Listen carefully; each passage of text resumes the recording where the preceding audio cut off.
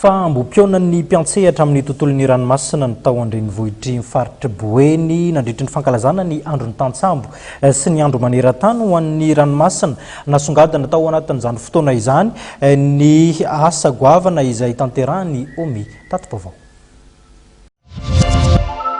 Ny ranomasina ho an'ny rehetra ary ny fitanterana ny ranomasina tsy afa-misaraka amin'izao tontolo izao. Ireo no loha hevitra nankalazana ny andro ny tantsambo sy ny andro maneran-tany ny ranomasina tany Boeny izay natambatra ny alakamisy 3 novambra 2024 teo teny amin'ny bord de la mer Mahajanga. Anisany nasongadina nandritra ny fankalazana ny ezaka ataon'ny Omi na ny Organisation Internationale de la Mer amin'ny fandrafetana lalàna sy ny famporisihana ny fanamboarana sambo manaja ny fiarovana ny tontolo iainana an-dranomasina.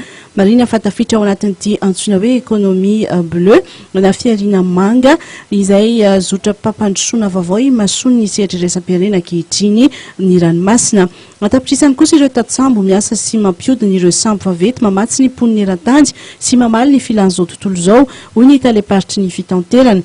Tsy mora ny asan'ny tatsambo ka dia nitsodrano azy ireo ny manamba fanahisan-tsokajiny no niangiavy ihany koa ireo mpampiasa tatsambo mba tsy hanao ambany maso tsita ny fikirizana asehon'izy ireo. Nisy moa ny fametraham-boninkazo fahatsiarovana ireo tatsambo maty am-perinasa narahina fitsidiana ny fampirantiana nataon'ireo mpiantsehatra eo amin'ny fitanterana an-dranomasina.